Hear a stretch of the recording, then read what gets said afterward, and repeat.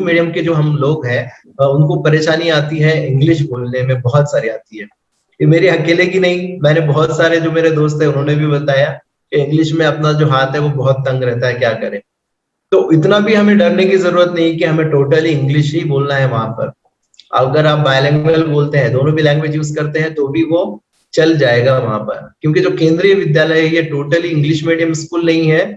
यहाँ दो लैंग्वेजेस चलती है, एक हिंदी और दूसरी इंग्लिश। तो इतना ज्यादा फर्क नहीं पड़ता कि आप जो है फ्लुएंटली इंग्लिश बोले या ना बोले, इस पे इतना ज्यादा फर्क नहीं पड़ता है। ठीक है, तो फिर हो गया इंटरव्यू, हो गया मेरा इंटरव्यू। संदीप सर से रिक्वेस्ट करता हूं कि जो सेशंस पिछले फर्स्ट सेशन में हमारे से सवाल किया गया था कि सर आपने खुद ने स्टडी कैसे किए, कौन सी बुक रेफर किए, आपको जो तो कितना स्ट्रगल करना पड़ा, ये थोड़ा सा आप मुख्तसरन में शॉर्टली में आप बतलाइए। आपका माइक क्वेश्चन बहुत ही इंटरेस्टिंग है कि आपने स्टडी कैसे की है, आपको क्या क्या तकलीफें आई।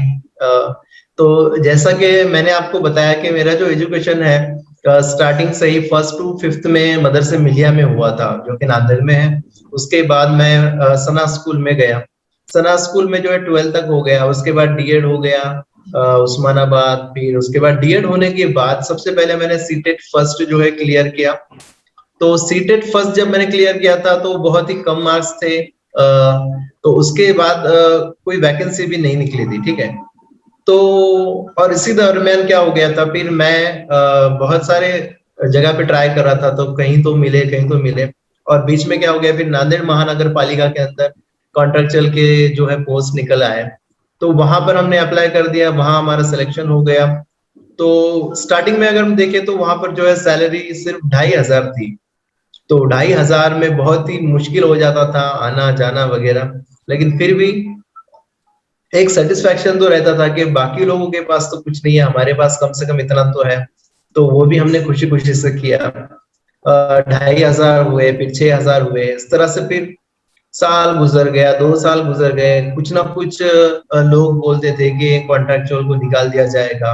और फिर हमने भी बहुत जगह जाने की कोशिश की, बहुत लोगों से मिले कि किस तरह से क्या क्या प्रोसीजर हो सकते हैं परमानेंट होने के, लेकिन कहीं से कोई रास्ता नहीं निकल के आ रहा था। बीच में जो है वो बंदी भी आ गई थी, है ना, भर्ती जो बंदी हो गई थी, वो भी सारा बहुत सारा प्रॉब्लम था। तो ऐसे में कहीं से कोई भी रास्ता निकल नहीं आ रहा था।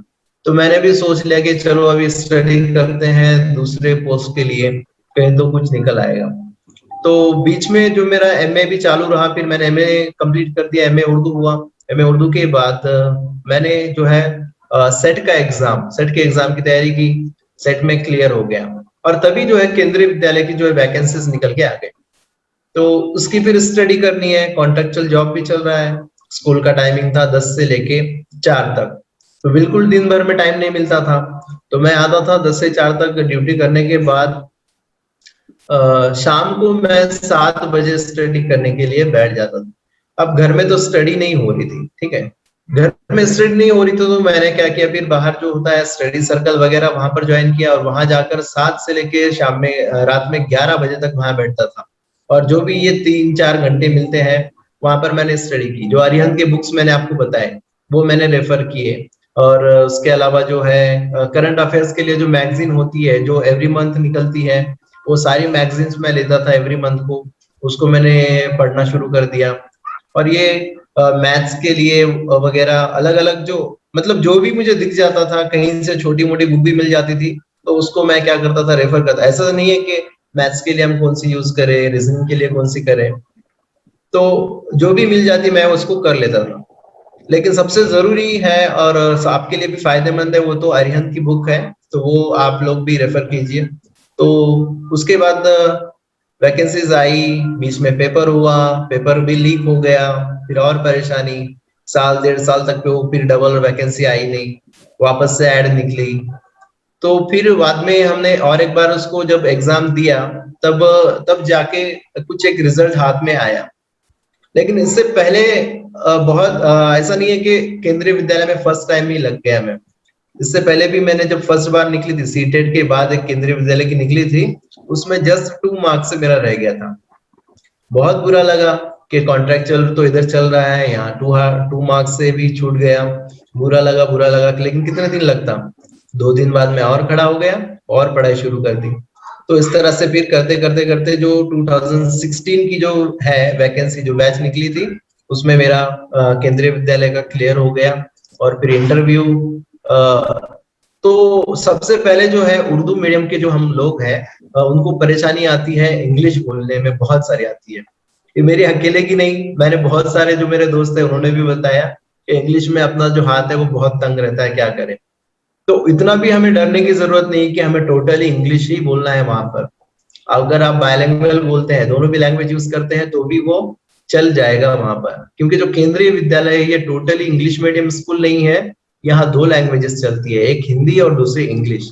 तो इतना ज्यादा फर्क नहीं पड़ता कि आप जो है फ्लुएंटली इंग्लिश बोले या ना बोले, उस पर इतना ज्यादा फर्क नहीं पड़ता है। ठीक है, तो फिर हो गया इंटरव्यू, हो गया मेरा। इंटरव्यू के वक्त भी बहुत डर लग रहा था। इंटरव्यू भी मेरा आया था चंडीगढ़ में, मैं तो कभी गया नहीं इतना दूर, लेकिन फिर भाई को तैयार किया। तो दिल्ली पहुंचे पहले हम, फिर दिल्ली से आगे चंडीगढ़। इतना बड़ा सफर था, 36 आवर्स वगैरह लगे उधर पहुंचने को। फिर वहां पर जब इंटरव्यू दे रहे थे तो बहुत डर लग रहा था कि पता नहीं ये लोग क्या पूछेंगे क्या पूछेंगे। तो इंटरव्यू में भी इन्होंने सारे नियर अबाउट सारे सब्जेक्ट ही मैंने मुझसे पूछ लिए। इंग्लिश की बुक हाथ में थमा दी, इसमें से एक चैप्टर उन्होंने बोला इसको पढ़ के दिखाइए। फिर मैथ्स के कुछ क्वेश्चन सामने बताए, ईवीएस के बारे में पूछा कि ये पढ़ के दिखाइए। मतलब नियर अबाउट उन्होंने हर एक सब्जेक्ट को हाथ लगाया। तो इस तरह से मेरा जो इंटरव्यू है 20 से 25 मिनट तक चला। और इंटरव्यू होने होने के बाद भी मुझे ये नहीं लग रहा था कि मेरा हो जाएगा सिलेक्शन।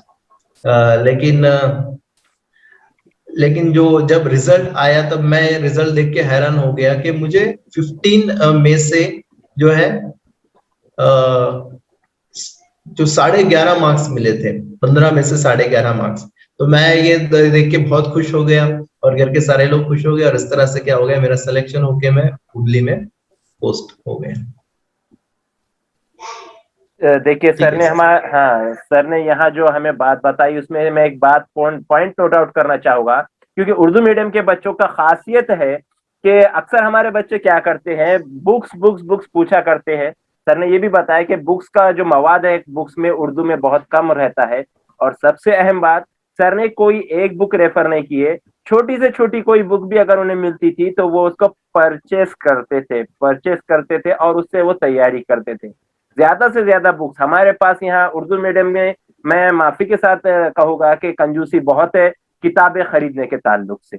आपको किताबें खरीदने के लिए आप पीडीएफ मांगते हो उसमें भी, क्योंकि पीडीएफ में हमारी उतनी अच्छे से तैयारी नहीं हो सकती है जितनी जो तो आपकी अपने बुक से होगी। इसलिए मैं आपको यही कहूंगा कि ज्यादा से ज्यादा बुक्स खरीदें और उससे तैयारी करें, क्योंकि आप यहाँ से जो एग्जाम है, ये हम 10वीं 12वीं के बाहर आ चुके हैं, यहाँ से जो एग्जाम होते हैं सबसे अहम ये होता है कि हम बुक्स ज्यादा से ज्यादा खरीदेंगे और उससे पढ़ेंगे, क्योंकि 10वीं और 12वीं से हम आगे आ चुके हैं। 10वीं 12वीं तक हमारे पास टेक्स्ट बुक होती थी और उसी में से पूछा जाता था। अब यहाँ पर सीटीटी, महा टीटी, टीएआईटी टेट एग्जाम, केवीएस या नवोदय विद्यालय के कोई भी एग्जाम होंगे, एमपीएससी होगा, यूपीएससी होगा, तो यहाँ पर कोई एक सिलेक्टेड बुक से आपको कुछ नहीं आएगा। आपको जितनी ज्यादा बुक्स पढ़ेंगे आप उसमें उतना ज्यादा कामयाब और स्कोर कर सकते हैं। इस बात को सभी कैंडिडेट जो हो तो याद रखें। ठीक है, चलिए अभी और एक सवाल आया था बीच में कि सर जो केवीएस में जॉब करना है तो 10th में हिंदी सब्जेक्ट होना जरूरी है क्या 100 मार्क्स का? नहीं सर, बिल्कुल कोई जरूरी नहीं है सर। ओके। बस आपको ये है कि आप हिंदी और इंग्लिश में आप अच्छी तरह से बोल सके, आप अच्छी तरह से टीचिंग कर सके, इतना ही काफी है। वो नहीं पूछेंगे आपको हिंदी था क्या, क्योंकि खुद मेरा ही हिंदी नहीं था, तो ये कोई मैटर नहीं करता सर।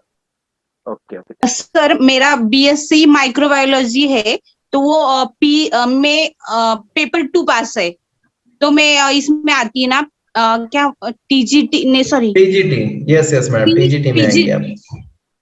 टीजीटीआई में, ओके। तो वहां पे 3 ईयर को वो बॉटनी, जूलॉजी और ये सब्जेक्ट बोलते हैं ना, केमिस्ट्री नहीं, वो एक्सप्लेन करना मुझे। मतलब वो साइंस के लिए मेरा तो 3rd ईयर को माइक्रो था, मगर फर्स्ट 2 ईयर में बॉटनी, जू था।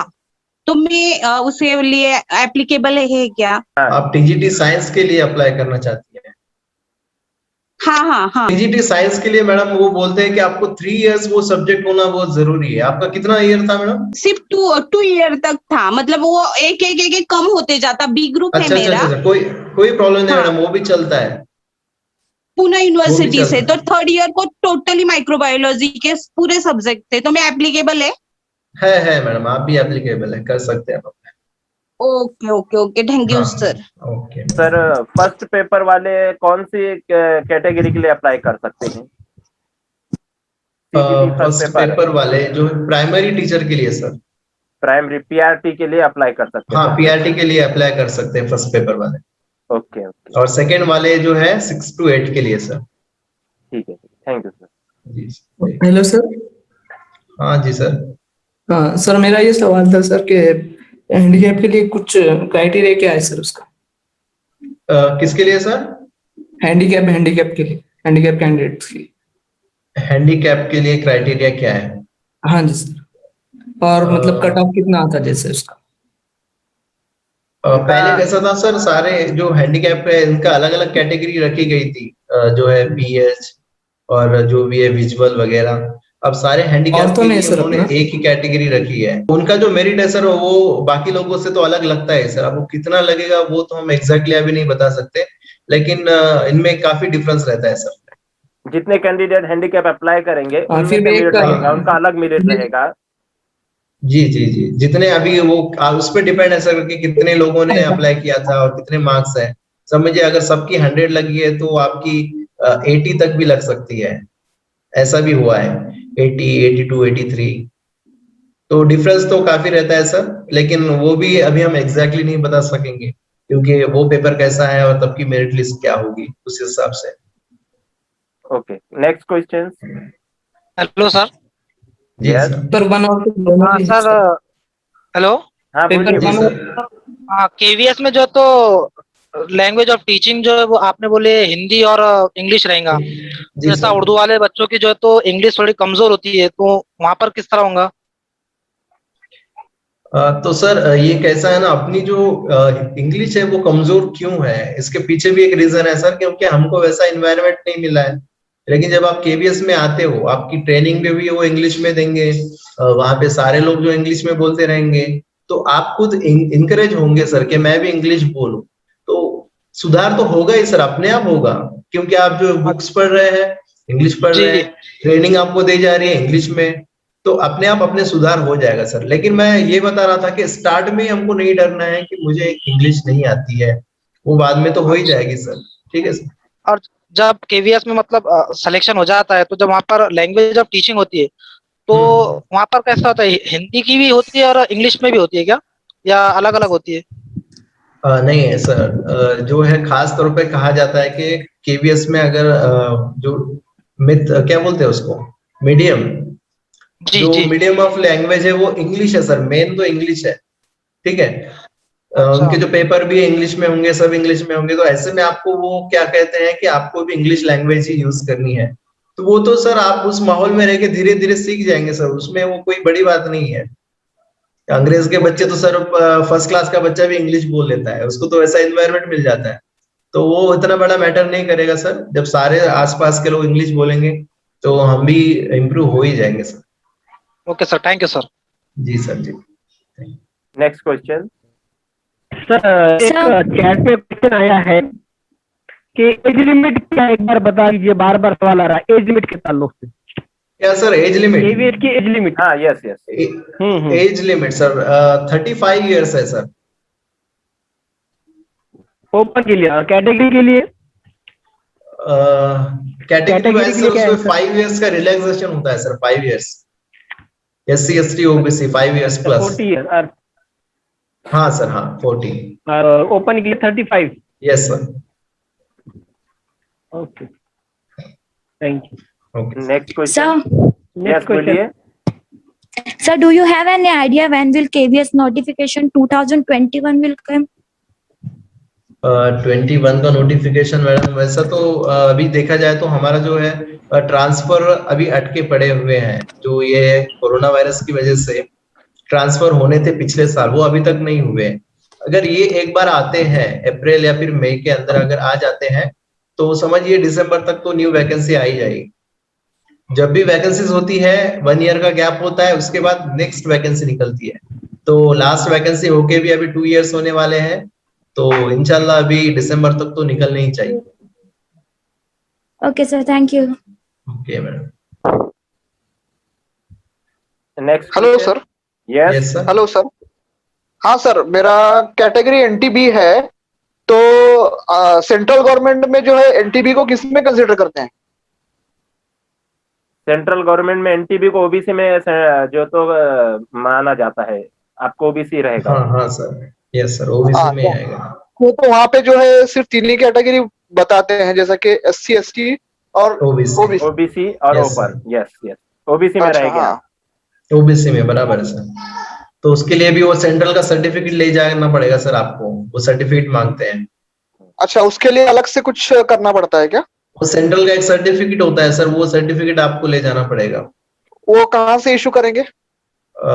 यही सर, अपने जो सेतु वगैरह से आप इंफॉर्मेशन निकालिए सर, सेंट्रल का सर्टिफिकेट कहाँ से बनता है। सेंट्रल के सर्टिफिकेट के लिए जिया सर आप थोड़ा कुछ बताइए। ठीक है, जैसा कि मैं खुद एनटीबी कैटेगरी से ही हूँ, और जब मैं सीटे के लिए केवीएस के लिए अप्लाई करूँ तो मुझे ओबीसी सिलेक्ट करना पड़ता है, सबसे पहली बात। और दूसरी बात, तो इसमें सबसे अहम बात यह है कि जहाँ से हमने एनटीबी का सर्टिफिकेट बनाए थे उसी ऑफिस से, आपकी जो भी नजदीकी एसडीएम ऑफिस है या कलेक्टर ऑफिस है, वहां से ही इश्यू होता है। जहाँ से हमने कास्ट सर्टिफिकेट बनाए थे एनटीबी का, वही ऑफिस से आपको सेंट्रल ओबीसी का सर्टिफिकेट मिलता है। इसके लिए आपको क्या करना पड़ेगा, आप नजदीकी जो महा ई सेवा केंद्र है वहां पर जाइए और वो डॉक्यूमेंट मांगेगा, वो डॉक्यूमेंट दीजिए। और उसमें आपको साथ में क्या करना पड़ता है, जो आपका जो पहले एनटीबी हो या कोई अदर कैटेगरी का सर्टिफिकेट हो, वो सर्टिफिकेट आपको उसके साथ जोड़ना पड़ता है। फिर उसके बाद आपको एक नया सर्टिफिकेट मिलेगा स्पेशल, जो सेंट्रल ओबीसी यानी कि ओबीसी सेंट्रल गवर्नमेंट में ओबीसी के लिए आप उसको अप्लाई कर सकते हैं। और आपका जो पुराना कास्ट है जो एनटीबी, वो स्टेट गवर्नमेंट के लिए यानी महाराष्ट्र स्टेट में चलेगा। ये दोनों सर्टिफिकेट वैलिड रहेंगे। एक सवाल आया था कि वो वैलिड हो जाता है या इनवैलिड होता है, ऐसा नहीं है, बल्कि दोनों डिफरेंस ये है कि एनटीबी सर्टिफिकेट एमपीएससी जैसा स्टेट गवर्नमेंट के जितने भी वैकेंसीज रहेंगे उसके लिए लागू होगा, और सेंट्रल गवर्नमेंट की वैकेंसीज के लिए सेंट्रल का ओबीसी सर्टिफिकेट लागू होगा, यानी दोनों सर्टिफिकेट वैलिड रहेंगे। यहाँ मैं ये एक बात भी आपको बताना चाहूंगा, सभी बच्चे जो सीटीटी पास है, अगर आप कास्ट कैटेगरी से सीटीटी पास हुए हैं तो आपको सेंटर का जो तो कास्ट सर्टिफिकेट बनाना पड़ेगा। सर। हाँ बोलिए। जी madam. Good evening sir. Good evening ma'am. Sir हमारा बेसिकली हम उर्दू मीडियम तक है, उसके बाद हमने सीटीटी के लिए हमारे फर्स्ट लैंग्वेज इंग्लिश रखा हुआ है, तो हमको आगे प्रॉब्लम नहीं होंगी ना सर लैंग्वेज को लेकर?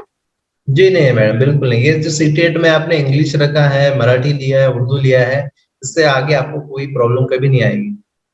और क्योंकि ये केवीएस क्वालिफाइंग पेपर है। यस जी, केवीएस के लिए कौन सा लैंग्वेज सेलेक्ट करना फिर? अभी हम उर्दू रखना या इंग्लिश?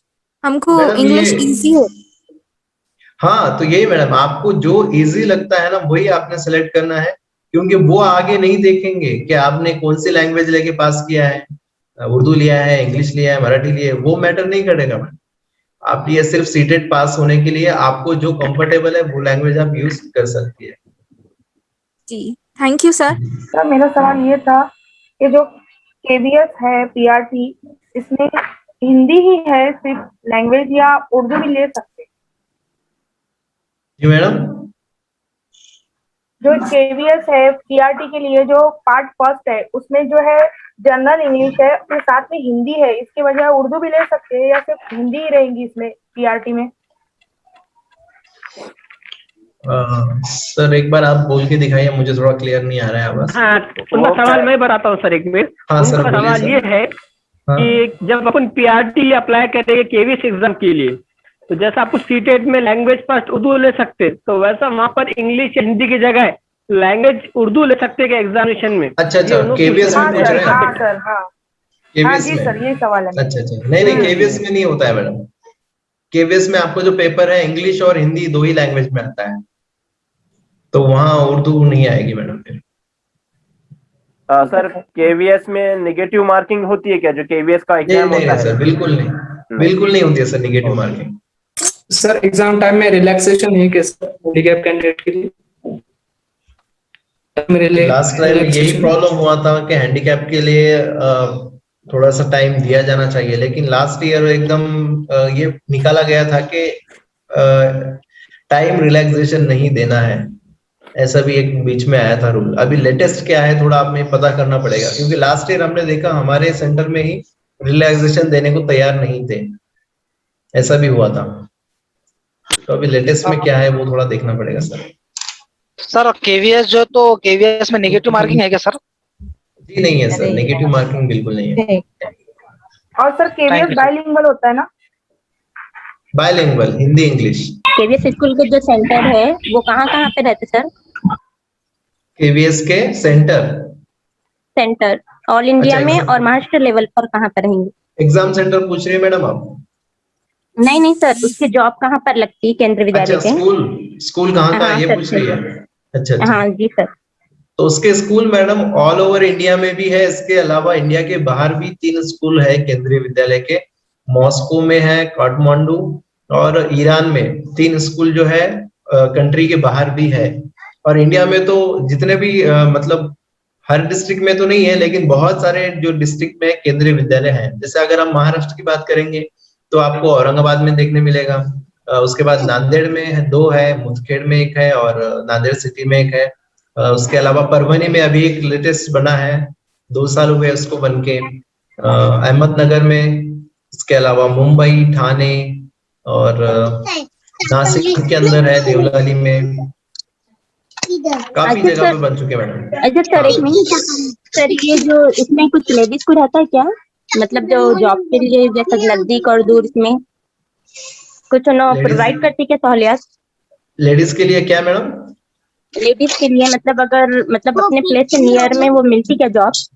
अच्छा, तो इसके लिए मैडम स्पेशल लेडीज के लिए बोल के ये नहीं निकाला गया है, क्योंकि हमारे पास जो है दिल्ली से भी यहाँ पर बहुत सारे लेडीज जॉब करती है। जो लड़कियां हैं दिल्ली से आई हुई है, कोई राजस्थान से आया हुआ है, तो केवीएस ये नहीं देखता है कि आप कहाँ से हो, क्या है, वो बस भेज देता है। लेकिन अगर आपका हस्बैंड जो है वो स्टेट में कहीं जॉब पर है तो वो आपका ट्रांसफर जरूर करा देंगे, इतना केवीएस में किया जाता है। Okay, thank you. हाँ, सभी लेडीज इस बात का ख्याल रखें कि आप जब जॉब करने लिए आ रही है तो आप ये दिल में तय कर ले कि आपको कहीं भी जॉब करना है। केवीएस के लिए जो भी अप्लाई कर रहे हैं, मैं उनसे यही कहूंगा कि केवीएस के लिए वही लोग अप्लाई करें जो कहीं भी जाकर जॉब कर सकते हैं, क्योंकि मैं देखा हूँ बहुत सारी चीजें ऐसी हुई है कि बहुत सारे लेटर्स, अपॉइंटमेंट लेटर मिल जाते हैं, लेकिन उसके बाद जो है तो बहुत सारे लोग जो है तो ज्वाइन नहीं होते, जिससे जो बाद वाले कैंडिडेट हैं उनका नुकसान हो जाता है, चाहे महाराष्ट्र की भर्ती हो या दूसरी भर्ती हो। तो फॉर्म भरते वक्त इस बात का सभी कैंडिडेट्स को, खास तौर से लेडीज को ख्याल करना चाहिए कि जो फॉर्म भर रहे हैं और जो हम जगह के लिए अप्लाई कर रहे हैं वहां हम फ्यूचर में जाके जॉब कर सकते हैं क्या। ये नहीं कि चलो खाली प्रैक्टिस के लिए दे देंगे, सिलेक्शन होगा, उसके बाद हम देखेंगे कि हमें जाना है या नहीं जाना है।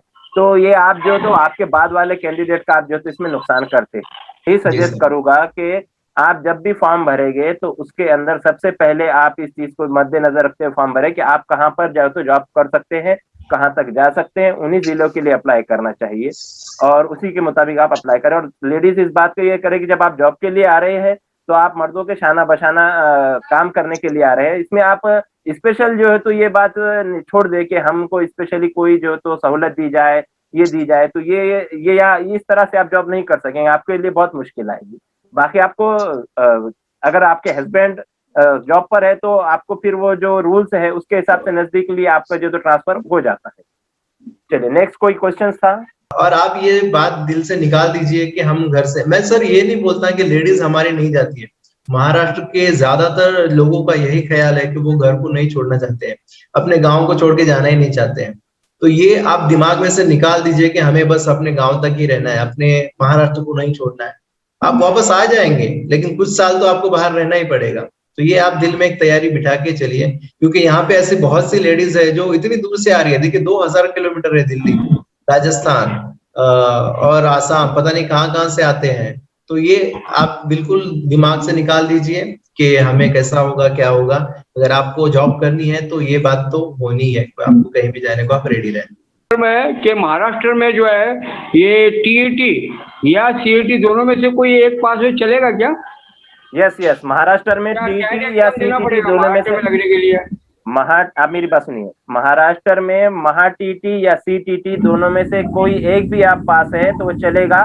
और इस एग्जाम्स के बाद, महा टीटी या सीटीटी के बाद महाराष्ट्र में अगर आपको अप्लाई करना है स्टेट लेवल के टीचर्स के लिए, तो उसके बाद TAIT ये एक एग्जाम होता है, वो 200 नंबर का ऑनलाइन, वो आपको देना ही पड़ेगा। ठीक है? हाँ ठीक है, ओके।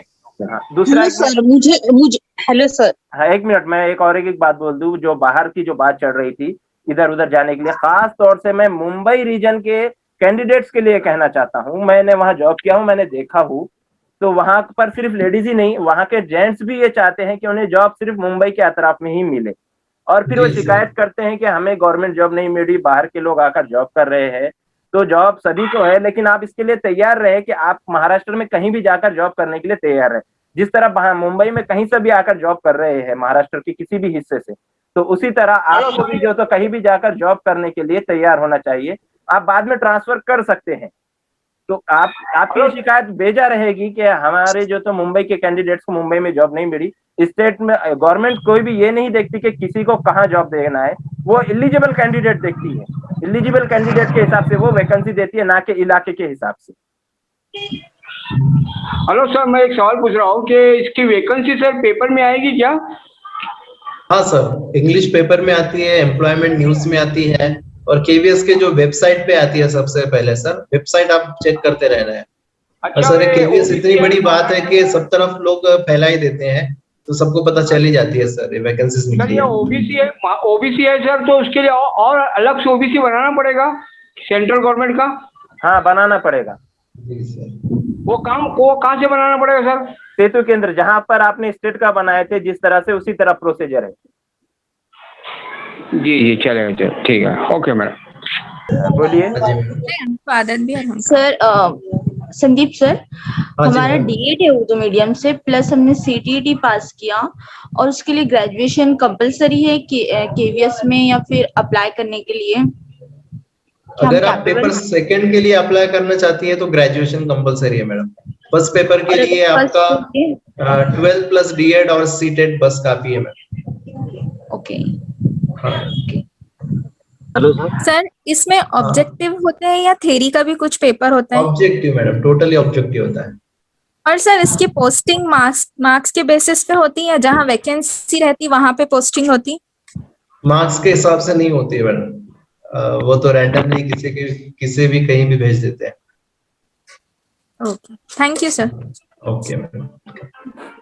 हेलो संदीप सर, मेरा लास्ट क्वेश्चन ये था कि आपने भी ट्रांसफर का बोला है कि ट्रांसफर हो जाता है, तो ट्रांसफर कितने ईयर में होता है? जैसे भी हमारा बीएससी का है कि ट्रांसफर हो जाता है, तो केवीएस में कितने साल बाद होता है ट्रांसफर टीचर्स का? हाँ मैडम, अगर आप लेडीज है तो आपका जो ट्रांसफर है, समझिए अगर आप आ गई है, 6 महीने हो गए आपको इधर आके, और आपके जो हस्बैंड है वो कहीं महाराष्ट्र में काम करते हैं, तो 6 महीने के अंदर भी यहाँ पर हमारे कुछ साथियों का ट्रांसफर हुआ है, वो चले गए अपने अपने घर 6 महीने के अंदर भी। लेकिन आप अगर जेंट्स है तो जेंट्स के लिए एक क्राइटेरिया बनाया गया जो लास्ट कई सालों तक नहीं था। समझिए 3 साल पहले नहीं था, लेकिन 3 साल के बाद जो है ट्रांसफर पॉलिसी ऐसी बनाई गई है कि 10 साल तक एक ही जोन में रहना है।